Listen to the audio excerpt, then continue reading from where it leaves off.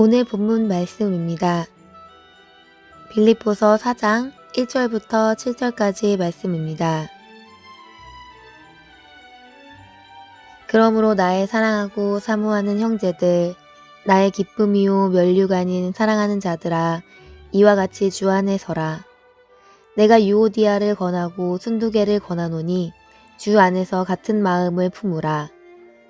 또 참으로 나와 멍에를 같이 앉아 내게 구하노니 복음에 나와 함께 힘쓰던 저 부녀들을 돕고 또한 글레멘드와 그 외에 나의 동역자들을 도우라.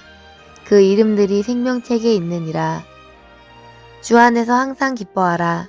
내가 다시 말하노니 기뻐하라. 너희 관용을 모든 사람에게 알게 하라. 주께서 가까우시니라. 아무것도 염려하지 말고 오직 모든 일에 기도와 간구로 너희 구할 것을 감사함으로 하나님께 아뢰라. 그리하면 모든 지각에 뛰어난 하나님의 평강이 그리스도 예수 안에서 너희 마음과 생각을 지키시리라. 아멘.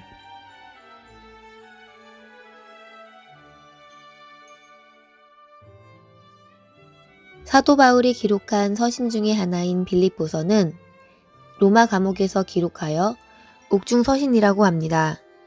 바울 사도가 감옥에서 육신적으로 형편이 좋지 못한 상황에서 기록한 이 본서의 주제는 아이러니하게도 기쁨입니다.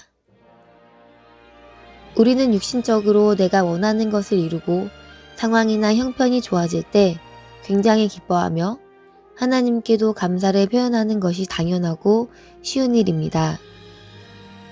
그러나 육신적으로 어려워져 난간에 부딪혀 힘들어질 때도 과연 우리의 마음이 변하지 않는지 우리의 마음을 점검해 보아야 합니다.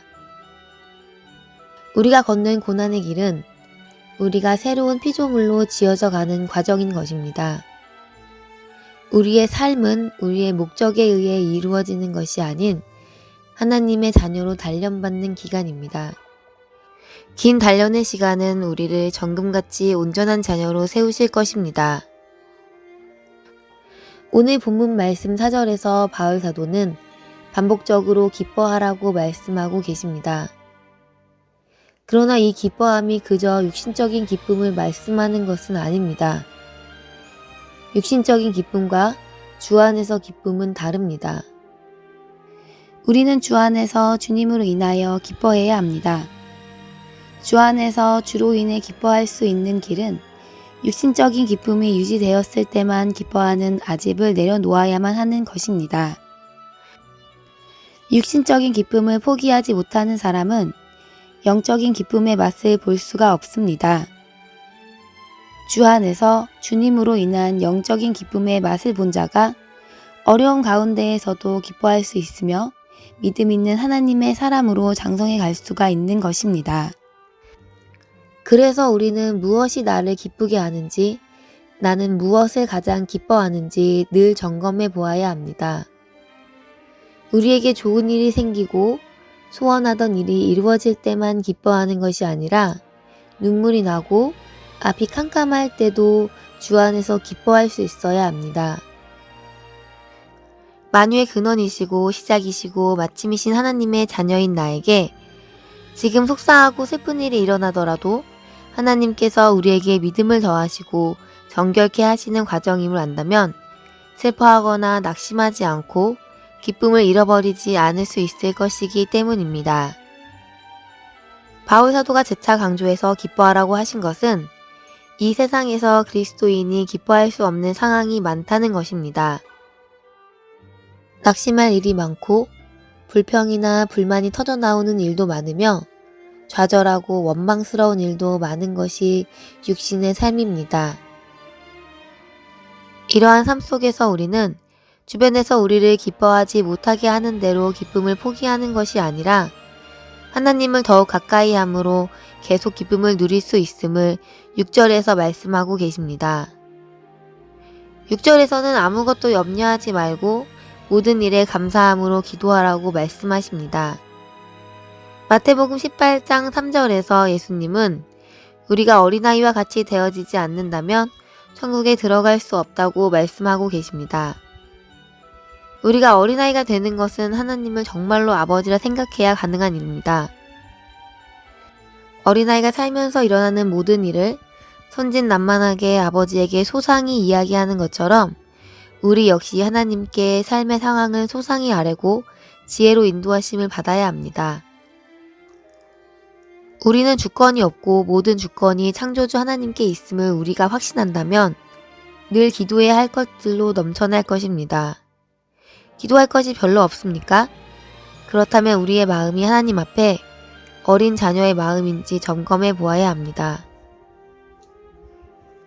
가까운 사이에서는 하루 종일 이야기해도 이야기 주제가 넘쳐나지만 가끔 만나는 어색한 사이라면 말 한마디라도 신경 써야 하는 것처럼 우리는 하나님과의 관계가 어색하다면 우리의 삶이 올바르게 흘러가고 있지 않음을 깨달아야 합니다.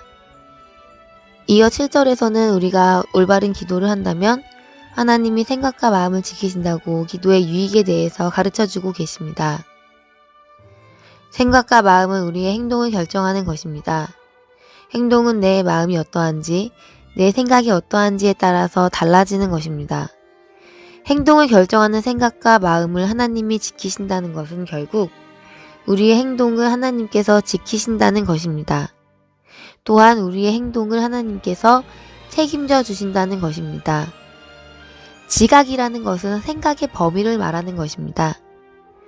지각에 뛰어난 하나님이 우리를 주장하신다면 어떠한 것도 우리를 감히 범하지 못할 것을 우리는 믿어야 합니다. 갈수록 세월은 혼탁해지고 그리스도인의 설 자리는 좁아지는 것이 현실입니다. 그러나 하나님께서는 이 모든 것을 아시고 우리를 이 시간 이 자리에 보내신 것입니다. 현재 나의 상황이 좋지 못하고 힘들다고 하더라도 감사하고 기뻐할 수 있는 것은 이 모든 일 역시 하나님께서 나에게 유익이 되도록 하심을 알기 때문입니다. 두려운 상황, 화가 나는 일, 놀라운 일들을 하나님께 소상하게 기도해야 합니다. 하나님은 우리의 보호자 되시며 우리를 주의 자녀로 장성케 하시기를 쉬지 않으시는 분이십니다. 우리가 말씀을 들을 때 나의 생각을 앞세우지 말아야 합니다. 내 생각과 내 마음을 하나님이 이끌어 주시는 것을 거절하지 않을 수 있게 되는 길은 하나님의 말씀을 온전히 믿고 행함으로 순종하는 삶을 지속할 때 가능한 것입니다. 이와 같은 순종의 삶은 우리 육신의 생각을 앞세우지 않게 되는 은혜를 받게 됩니다.